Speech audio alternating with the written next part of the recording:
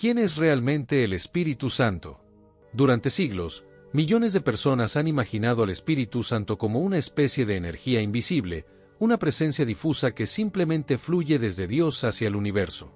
Muchos lo comparan con una corriente espiritual, una fuerza sobrenatural sin identidad propia. Pero cuando uno examina cuidadosamente las Escrituras, esa idea comienza a derrumbarse pieza por pieza. Porque los textos bíblicos no presentan al Espíritu Santo como una energía impersonal. Lo describen como alguien que piensa, decide, siente y actúa. Un ser que posee voluntad, emociones y propósito. Alguien que no solo participa en la historia espiritual del ser humano, sino que también estuvo presente antes de que existiera el tiempo mismo. Desde las primeras líneas de la Biblia, encontramos una referencia sorprendente. En Génesis 1:2, se afirma que el Espíritu de Dios se movía sobre la faz de las aguas. Esta declaración aparece antes de que la luz fuera creada, antes de que existiera el orden cósmico, antes incluso de que el universo tuviera forma. La palabra hebrea utilizada allí es ruaj, un término que no se limita a describir viento o aire en movimiento. Implica aliento vital, presencia activa y acción intencional. No se trata de una brisa sin dirección. La palabra ruaj comunica la idea de un impulso vital con propósito consciente. Como si un arquitecto estuviera observando un terreno vacío antes de levantar la estructura más compleja imaginable. Según el relato bíblico, el Espíritu Santo no solo estaba presente durante la creación, sino que participaba activamente en ella. Sin embargo, a pesar de esta descripción, la comprensión del Espíritu Santo ha sido una de las áreas más confusas dentro del cristianismo.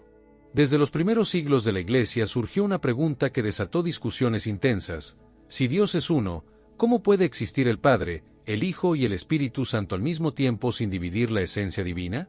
Los primeros creyentes aceptaban sin dificultad que el Padre era Dios. También reconocían la divinidad de Jesucristo basándose en sus enseñanzas, milagros y resurrección. Pero cuando llegaban al Espíritu Santo, las respuestas comenzaban a volverse imprecisas. Algunos lo consideraban simplemente el poder operativo de Dios. Otros afirmaban que era una manifestación temporal, no una persona divina independiente. El problema es que las Escrituras presentan al Espíritu Santo realizando acciones que solamente una persona puede realizar. Por ejemplo, en Juan 14:26, Jesús dice: «Mas el Consolador, el Espíritu Santo, a quien el Padre enviará en mi nombre, Él os enseñará todas las cosas y os recordará todo lo que yo os he dicho». Observa el lenguaje utilizado. No se refiere al Espíritu Santo como eso o algo. Jesús utiliza pronombres personales. Lo presenta como alguien capaz de enseñar y recordar. En otro pasaje, Hechos 13:2 declara: «Ministrando estos al Señor y ayunando, dijo el Espíritu Santo: Apartadme a Bernabé y a Saulo para la obra a que los he llamado». Este versículo es extraordinario. El Espíritu Santo habla en primera persona. Expresa una decisión propia. Da instrucciones específicas. No actúa como un instrumento automático, sino como un sujeto consciente. Además, la Biblia afirma que el Espíritu Santo puede experimentar emociones. En Efesios 4:30, el apóstol Pablo advierte: «Y no contristéis al Espíritu Santo de Dios, con el cual fuisteis sellados para el día de la redención». El verbo utilizado implica tristeza profunda, aflicción emocional real. Una fuerza impersonal no puede ser herida emocionalmente. Solo alguien con sensibilidad personal puede experimentar dolor relacional. Estas descripciones generaron un conflicto teológico enorme durante los primeros siglos del cristianismo. Los creyentes intentaban comprender cómo tres personas distintas podían coexistir dentro de una sola naturaleza divina. La lógica humana parecía insuficiente para explicar esta realidad. Durante aproximadamente 300 años, esta pregunta provocó divisiones profundas dentro de la Iglesia primitiva. Se convocaron concilios, se redactaron credos doctrinales y surgieron intensos debates sobre la naturaleza del Espíritu Santo. La discusión no era un simple desacuerdo académico. Determinaba la manera en que los creyentes entendían la salvación, la autoridad espiritual y la relación personal con Dios. Si el Espíritu Santo era verdaderamente Dios, entonces poseía poder absoluto y autoridad divina. Pero si era una creación subordinada, entonces su papel dentro de la vida espiritual sería completamente distinto. Mientras estas discusiones continuaban, las Escrituras ofrecían pistas que muchos pasaban por alto. A lo largo de la Biblia, el Espíritu Santo aparece con múltiples nombres, y cada uno revela un aspecto específico de su carácter y función. Por ejemplo, es llamado Espíritu de verdad en Juan 16:13, donde Jesús afirma: «Pero cuando venga el Espíritu de verdad, Él os guiará a toda la verdad». Este título no es simplemente simbólico. Indica que su naturaleza está completamente alineada con la verdad absoluta. No solo comunica la verdad, Él mismo la encarna. También es descrito como Espíritu de vida en Romanos 8:2, donde se menciona: «Porque la ley del Espíritu de vida en Cristo Jesús me ha librado de la ley del pecado y de la muerte». Este nombre revela su función como fuente de renovación espiritual, la fuerza que produce transformación interior. En Romanos 8:15, aparece como espíritu de adopción, pues no habéis recibido el espíritu de esclavitud para estar otra vez en temor, sino que habéis recibido el espíritu de adopción, por el cual clamamos: Abba, Padre. Aquí se presenta como el agente que establece la relación íntima entre el creyente y Dios. Otro título importante es Espíritu de Gracia, mencionado en Hebreos 10:29, donde se advierte sobre el peligro de despreciar su obra redentora. Este nombre resalta su papel como mediador del favor divino inmerecido. También se le llama Espíritu de Gloria en 1 Pedro 4:14, indicando su conexión con la manifestación visible de la presencia divina. Y, por supuesto, está el título Consolador, derivado de la palabra griega parakletos, que aparece en Juan 14:16. Este término describe a alguien que actúa como defensor legal, intercesor y acompañante constante. Para el pensamiento hebreo antiguo, los nombres no eran simples etiquetas. Representaban la esencia misma de una persona. Por eso, el hecho de que el Espíritu Santo posea múltiples títulos no sugiere que existan varios espíritus, sino que revela la profundidad multidimensional de su identidad. Sin embargo, comprender estos nombres introdujo una nueva dificultad para los creyentes.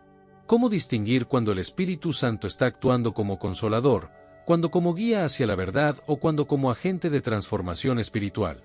La respuesta aparece implícita en las enseñanzas de Jesús. Él explicó que el Espíritu Santo no opera en funciones aisladas. Su obra es integral. Actúa simultáneamente en diferentes dimensiones de la vida humana, guiando, enseñando, consolando y transformando al mismo tiempo. Pero hay una afirmación bíblica que lleva este misterio a un nivel aún más profundo. Las Escrituras enseñan que el Espíritu Santo no solo acompaña a los creyentes, sino que habita dentro de ellos.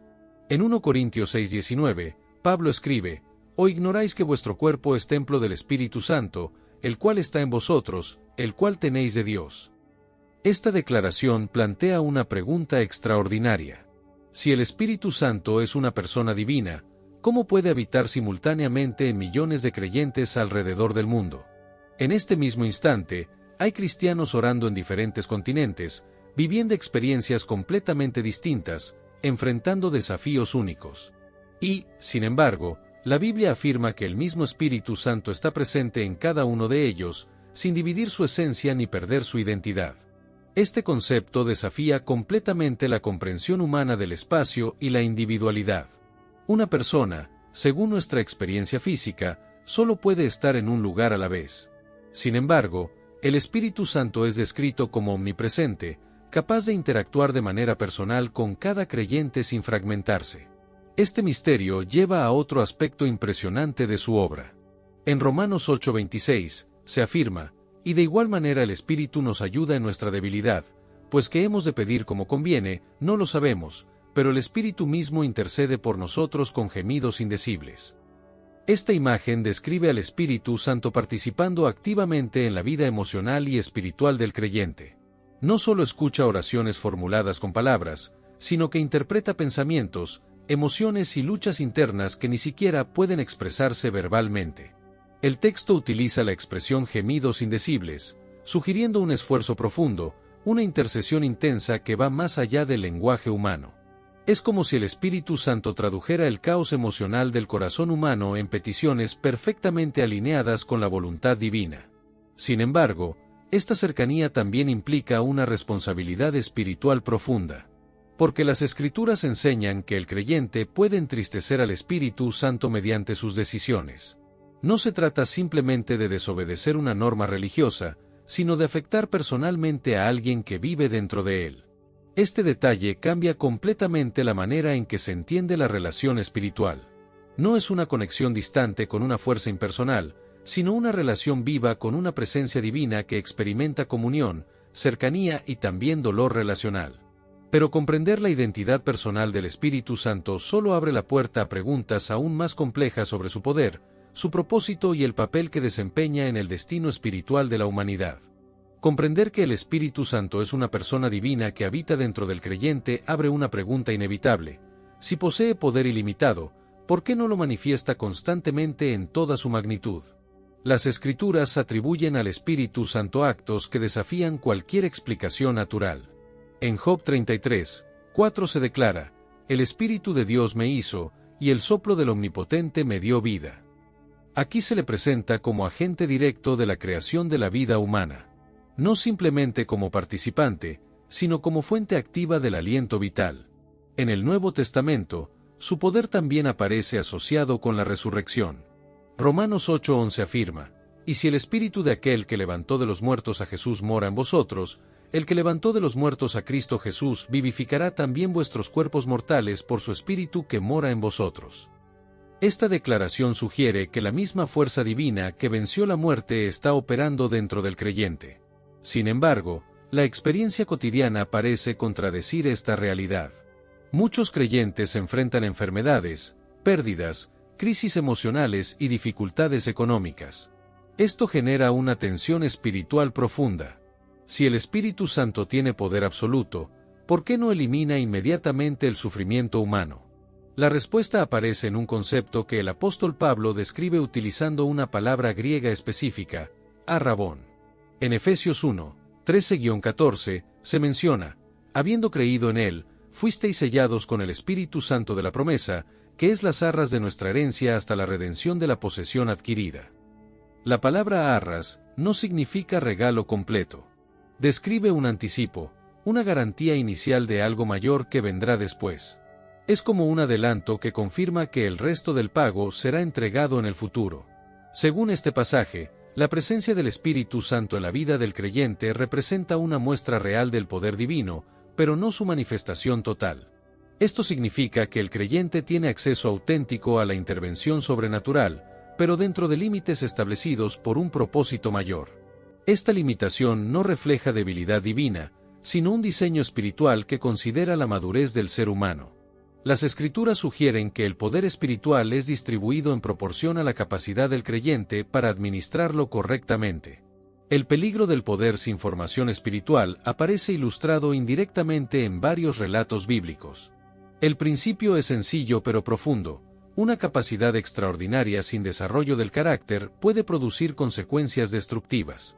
Esta realidad se manifiesta de manera dramática en el episodio de Ananías y Zafira, relatado en Hechos 5:1-11. Esta pareja decidió vender una propiedad y entregar parte del dinero a la comunidad cristiana, fingiendo que estaban donando la totalidad. Cuando Ananías presentó la ofrenda, el apóstol Pedro le dijo: «¿Por qué llenó Satanás tu corazón para que mintieses al Espíritu Santo?». Hechos 5:3. El relato continúa afirmando que, tras esta confrontación, Ananías cayó muerto de manera inmediata. Posteriormente, Zafira repitió la mentira y experimentó el mismo destino. Este episodio ha generado preguntas inquietantes durante siglos. No se trató de robo directo, sino de engaño deliberado dentro de un contexto espiritual. La gravedad del acto radica en que la mentira no fue dirigida solamente a líderes humanos, sino al Espíritu Santo mismo. El texto enfatiza que intentaron manipular una realidad divina como si fuera una estructura social manipulable. El pasaje resalta la idea de que el Espíritu Santo no puede ser tratado como una fuerza que responde a estrategias humanas.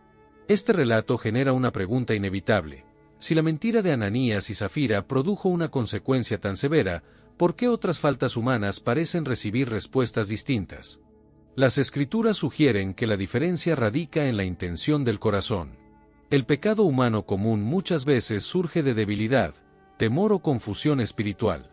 Pero en este caso, el relato indica un plan consciente, coordinado y ejecutado con plena intención de engañar para obtener reconocimiento espiritual. Este punto conduce a uno de los temas más inquietantes del cristianismo, el pecado que Jesús describió como imperdonable. En Mateo 12, 31-32, Jesús declara: «Por tanto os digo, todo pecado y blasfemia será perdonado a los hombres, mas la blasfemia contra el Espíritu no le será perdonada». Esta afirmación ha generado temor y debate durante 2000 años. La posibilidad de un pecado que no puede ser perdonado parece contradecir la idea central de la gracia divina. El contexto de esta declaración es esencial para comprender su significado. Jesús acababa de realizar un milagro visible expulsando un demonio de un hombre que era ciego y mudo. El milagro restauró instantáneamente la vista y el habla del hombre, creando una evidencia pública imposible de negar. Sin embargo, los líderes religiosos respondieron atribuyendo el milagro al poder de Satanás. Declararon que Jesús expulsaba demonios por la autoridad de Belcebú. Este acto no fue resultado de ignorancia o duda sincera. Representó un rechazo deliberado de una manifestación divina evidente, motivado por intereses de poder y control religioso. La blasfemia contra el Espíritu Santo, según este contexto, implica atribuir conscientemente la obra evidente de Dios a una fuente maligna, rechazando voluntariamente la verdad aun cuando la evidencia es clara. No se trata de una expresión impulsiva ni de un error doctrinal accidental. Implica una resistencia intencional y persistente contra la acción transformadora del Espíritu. Este tema ha generado un temor profundo entre creyentes sinceros. Muchos temen haber cometido este pecado sin darse cuenta. Sin embargo, las Escrituras ofrecen una pista significativa. La característica principal de este pecado es el endurecimiento completo del corazón, acompañado por la ausencia total de convicción espiritual. Una persona que ha cruzado esa línea no siente inquietud moral ni deseo de arrepentimiento. En cambio, alguien que experimenta preocupación por su relación con Dios demuestra, según el pensamiento bíblico, que el Espíritu Santo aún está obrando en su conciencia. Mientras el Espíritu Santo actúa en la transformación individual del creyente, las Escrituras también lo describen desempeñando una función global dentro de la historia humana. En 2 Tesalonicenses 2, 6-7, el apóstol Pablo menciona una figura misteriosa que restringe la manifestación total del mal en el mundo, y ahora vosotros sabéis lo que lo detiene, porque ya está en acción el misterio de la iniquidad, solo que hay quien al presente lo detiene, hasta que él a su vez sea quitado de en medio. Este pasaje ha sido objeto de múltiples interpretaciones. Sin embargo, muchos teólogos han identificado a este detenedor como el Espíritu Santo, actuando como una presencia que limita el desarrollo completo de la maldad humana. La idea sugiere que, aunque el mal existe en el mundo, no alcanza su potencial máximo debido a una intervención espiritual constante. Es como si hubiera un límite invisible que restringe la capacidad humana para desarrollar la maldad en su forma más extrema. Las Escrituras advierten que llegará un momento en el cual esta restricción será retirada parcialmente, permitiendo que la humanidad experimente un periodo de caos moral y espiritual sin precedentes. Este concepto aparece asociado con visiones proféticas que describen engaño masivo, persecución global y crisis internacionales que afectarán a toda la civilización. Pero esta enseñanza introduce una reflexión profundamente personal. Si el Espíritu Santo está restringiendo el mal en la humanidad en general, también puede estar limitando impulsos destructivos dentro del corazón individual. En Jeremías 17:9, se afirma: «Engañoso es el corazón más que todas las cosas, y perverso, ¿quién lo conocerá?». Este versículo presenta una visión realista de la naturaleza humana sin intervención divina. Sugiere que, sin influencia espiritual, la capacidad del ser humano para el mal sería mucho mayor de lo que normalmente imagina. Sin embargo, la obra del Espíritu Santo no se limita a restringir la maldad o advertir sobre el pecado. Existe una dimensión más profunda de su acción que afecta directamente la identidad espiritual del creyente. Esta dimensión es conocida en las Escrituras como santificación. La santificación es uno de los conceptos más repetidos dentro del cristianismo, pero también uno de los más incomprendidos. Muchos creyentes asumen que se trata simplemente de mejorar el comportamiento, abandonar hábitos negativos o esforzarse por vivir con mayor disciplina espiritual. Sin embargo, las Escrituras describen la santificación como un proceso mucho más profundo y radical. En 2 Tesalonicenses 2:13, el apóstol Pablo escribe: «Dios os haya escogido desde el principio para salvación, mediante la santificación por el Espíritu y la fe en la verdad. Esta declaración establece que la santificación no es un esfuerzo humano aislado, sino una obra directa del Espíritu Santo dentro de la persona. El término santificación implica separación, transformación y consagración para un propósito espiritual.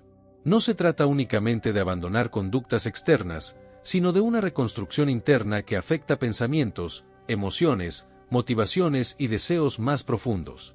Las Escrituras utilizan una analogía biológica extraordinaria para explicar este proceso. En 2 Corintios 3:18 se afirma: por tanto, nosotros todos, mirando a cara descubierta como en un espejo la gloria del Señor, somos transformados de gloria en la misma imagen, como por el Espíritu del Señor.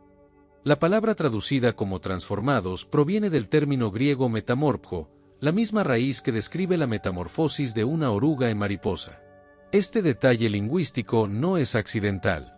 La metamorfosis no es una mejora progresiva de la oruga, es una disolución completa de su estructura original seguida por la formación de un organismo completamente nuevo. Durante el proceso biológico real, la oruga forma un capullo, y dentro de él, sus tejidos comienzan a descomponerse hasta convertirse en una sustancia amorfa. Dentro de esa aparente destrucción, nuevas células comienzan a organizarse hasta formar alas, sistema nervioso adaptado al vuelo y una estructura corporal completamente distinta. Las Escrituras utilizan esta imagen para describir cómo el Espíritu Santo transforma la naturaleza humana. No es una corrección superficial, es una reconstrucción fundamental de la identidad espiritual. Este proceso puede ser profundamente incómodo porque implica la eliminación de patrones de pensamiento, mecanismos emocionales y comportamientos que la persona ha considerado parte esencial de su personalidad. El Nuevo Testamento describe esta experiencia con una metáfora aún más intensa. En Gálatas 5:24, Pablo escribe: pero los que son de Cristo han crucificado la carne con sus pasiones y deseos. La crucifixión era uno de los métodos de ejecución más lentos y dolorosos del mundo antiguo. Utilizar esta imagen sugiere que el proceso de transformación espiritual puede implicar una confrontación progresiva y dolorosa con las inclinaciones destructivas del ser humano. Esta realidad genera una tensión espiritual compleja. Por un lado, las Escrituras enseñan que el Espíritu Santo garantiza la transformación del creyente. En Filipenses 1:6, se afirma: estando persuadido de esto, que el que comenzó en vosotros la buena obra, la perfeccionará hasta el día de Jesucristo. Este versículo presenta la santificación como un proceso inevitable para quien ha iniciado una relación genuina con Dios. Pero al mismo tiempo, las Escrituras enfatizan la participación activa del creyente en ese proceso. En Efesios 4:30, Pablo advierte: y no contristéis al Espíritu Santo de Dios, con el cual fuisteis sellados para el día de la redención. El verbo contristar proviene del griego lupeo, que describe causar dolor emocional profundo. Esta expresión sugiere que la resistencia humana puede ralentizar o dificultar la obra transformadora del Espíritu. Surge entonces una aparente contradicción: la santificación es segura, pero su progreso depende de la cooperación voluntaria del creyente. Las Escrituras resuelven esta paradoja diferenciando entre destino espiritual y velocidad del proceso. El resultado final, la transformación completa, está asegurado por la fidelidad divina. Pero la intensidad, duración y nivel de dificultad del proceso pueden variar dependiendo de la disposición humana. En Hebreos 12:6, se afirma: porque el Señor al que ama, disciplina. Esta disciplina no es presentada como castigo destructivo, sino como corrección formativa. La idea es similar a la relación entre un padre y un hijo que recibe tratamiento médico necesario, aunque doloroso, para evitar consecuencias mayores. El proceso de santificación puede manifestarse a través de experiencias difíciles que obligan al creyente a confrontar debilidades personales. Crisis relacionales, pérdidas económicas, temporadas de sequedad espiritual o confrontaciones internas pueden formar parte de esta transformación. Según el pensamiento bíblico, estas experiencias no necesariamente representan abandono divino, sino intervenciones destinadas a moldear el carácter espiritual. Mientras el Espíritu Santo trabaja en la transformación individual, las Escrituras también revelan que su obra incluye la guía activa del creyente en decisiones cotidianas. En Romanos 8:14, Pablo escribe: porque todos los que son guiados por el Espíritu de Dios, estos son hijos de Dios. La guía espiritual no siempre se presenta como instrucciones audibles o manifestaciones sobrenaturales visibles. Muchas veces aparece como convicciones internas, comprensión repentina de verdades espirituales o una sensibilidad creciente hacia decisiones que reflejan valores divinos. Jesús describió esta función del Espíritu Santo en términos pedagógicos. En Juan 14:26, declaró: «Mas el Consolador, el Espíritu Santo, a quien el Padre enviará en mi nombre, Él os enseñará todas las cosas, y os recordará todo lo que yo os he dicho». Esta enseñanza sugiere que el Espíritu Santo opera simultáneamente en dos dimensiones cognitivas. Por un lado, introduce nuevas comprensiones espirituales. Por otro, reactiva enseñanzas previamente recibidas, aplicándolas a situaciones presentes. Este doble proceso permite que el creyente interprete su experiencia de vida a través de una perspectiva espiritual creciente. La obra del Espíritu Santo también incluye la intercesión espiritual. En Romanos 8:26, Pablo escribe: «Y de igual manera el Espíritu nos ayuda en nuestra debilidad, pues que hemos de pedir como conviene, no lo sabemos, pero el Espíritu mismo intercede por nosotros con gemidos indecibles». Esta descripción presenta una imagen profundamente personal del Espíritu Santo. No solo observa las luchas humanas, sino que participa activamente en ellas, traduciendo las limitaciones del lenguaje humano en peticiones espiritualmente perfectas ante Dios. La expresión gemidos indecibles sugiere una intensidad emocional que refleja empatía divina hacia el sufrimiento humano. Este pasaje describe al Espíritu Santo como mediador entre la fragilidad humana y la perfección divina, interpretando emociones, pensamientos confusos y deseos espirituales incompletos. Sin embargo, esta cercanía espiritual también implica una responsabilidad moral significativa. Si el Espíritu Santo habita dentro del creyente, las decisiones humanas adquieren una dimensión espiritual directa. El comportamiento, los pensamientos y las actitudes pueden afectar la relación con una presencia divina personal. Mientras estas enseñanzas se desarrollaban en la iglesia primitiva, surgía otra pregunta teológica compleja: si el Espíritu Santo habita dentro de millones de creyentes simultáneamente, ¿cómo puede mantener una relación personal con cada individuo sin fragmentarse? Las Escrituras responden a esta inquietud, presentando al Espíritu Santo como omnipresente, una característica exclusiva de la divinidad. En Salmo 139:7, se afirma: «¿A dónde me iré de tu Espíritu? ¿Y a dónde huiré de tu presencia?». Este versículo sugiere que la presencia del Espíritu Santo no está limitada por las leyes físicas del espacio. Puede relacionarse individualmente con cada creyente sin dividir su naturaleza ni perder su identidad personal. Esta idea introduce un misterio teológico profundo.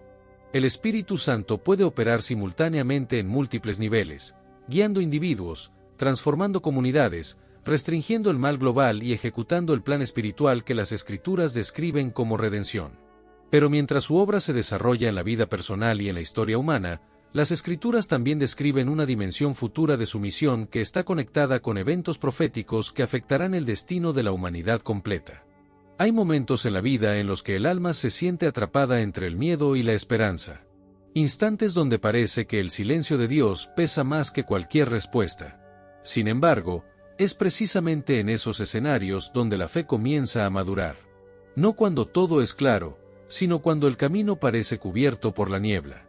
La Biblia nos recuerda que incluso los grandes hombres y mujeres de Dios atravesaron etapas donde no comprendían lo que ocurría a su alrededor. José, por ejemplo, recibió sueños que anunciaban un futuro glorioso, pero antes de verlos cumplidos tuvo que pasar por el rechazo de sus hermanos, la esclavitud y una prisión injusta. Todo parecía indicar que las promesas habían sido anuladas, pero Dios estaba trabajando en silencio. En Génesis 50 horas y 20 minutos, José declara algo profundamente revelador: «Vosotros pensasteis mal contra mí, mas Dios lo encaminó a bien». Estas palabras muestran que el propósito divino muchas veces se construye a través de situaciones que, desde nuestra perspectiva humana, parecen completamente contrarias a la bendición. A menudo queremos entender el plan completo antes de dar el siguiente paso, pero la fe funciona de manera diferente. La fe no exige ver todo el panorama, solo necesita confiar en quien guía el camino. Hebreos 11:1 lo explica claramente cuando dice: «Es, pues, la fe la certeza de lo que se espera, la convicción de lo que no se ve». Esta certeza no nace de la lógica humana, sino de una relación viva con Dios. Es una seguridad que crece cuando aprendemos a recordar lo que Él ya ha hecho en el pasado. Cuando miramos hacia atrás y reconocemos cómo nos sostuvo en momentos difíciles, nuestra confianza para enfrentar el futuro se fortalece. Muchas personas pierden la esperanza porque interpretan los retrasos como negaciones. Pero en el tiempo de Dios, el retraso puede ser una preparación. Dios no solo está interesado en entregarte una bendición, también está interesado en formar el carácter necesario para sostener esa bendición. Moisés es un ejemplo poderoso de esto. Él fue llamado a liberar al pueblo de Israel, pero antes de cumplir esa misión tuvo que pasar 40 años en el desierto cuidando ovejas. A simple vista, ese periodo parecía un desperdicio de tiempo.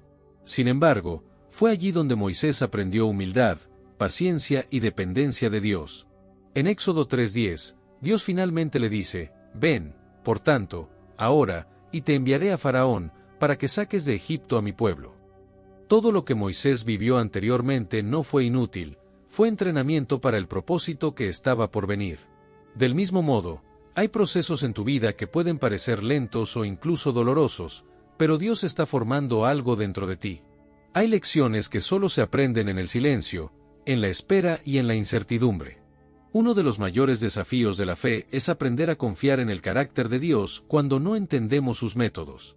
Proverbios 3, 5-6 nos enseña: «Fíate de Jehová de todo tu corazón, y no te apoyes en tu propia prudencia. Reconócelo en todos tus caminos, y Él enderezará tus veredas». Este pasaje no promete que siempre comprenderemos el proceso, pero sí asegura que Dios guiará nuestro destino cuando decidimos confiar en Él. A veces pensamos que la fe significa ausencia de dudas, pero la Biblia muestra algo diferente. La fe puede coexistir con preguntas, con lágrimas e incluso con momentos de debilidad. Lo importante no es la perfección de nuestra fe, sino la dirección de nuestro corazón. El rey David expresó en múltiples ocasiones su angustia y confusión, pero siempre regresaba a la confianza en Dios. En Salmos 13, 1-2, David clama: «¿Hasta cuándo, Jehová, me olvidarás para siempre? ¿Hasta cuándo esconderás tu rostro de mí?».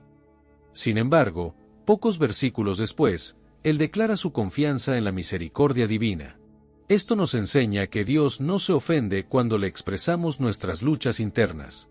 Al contrario, Él desea que acudamos a Él con honestidad, porque la verdadera relación espiritual no se construye sobre apariencias, sino sobre sinceridad.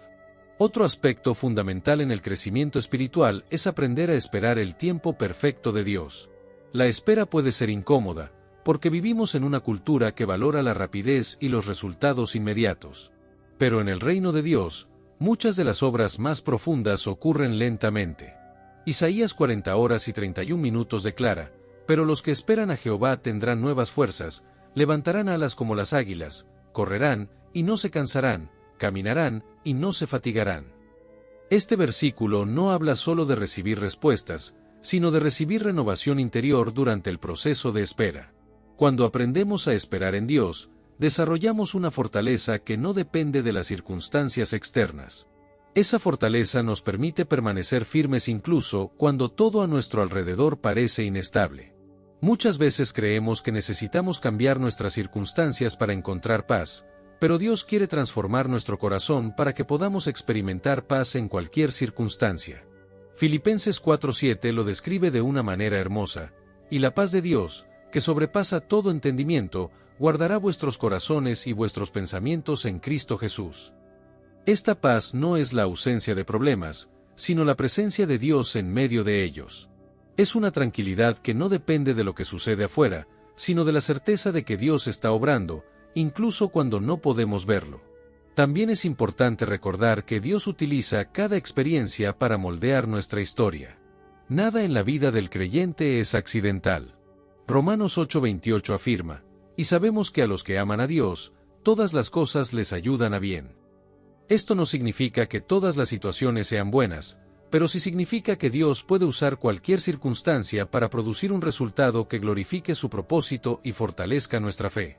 Cuando entendemos esto, comenzamos a ver nuestras luchas desde una perspectiva diferente.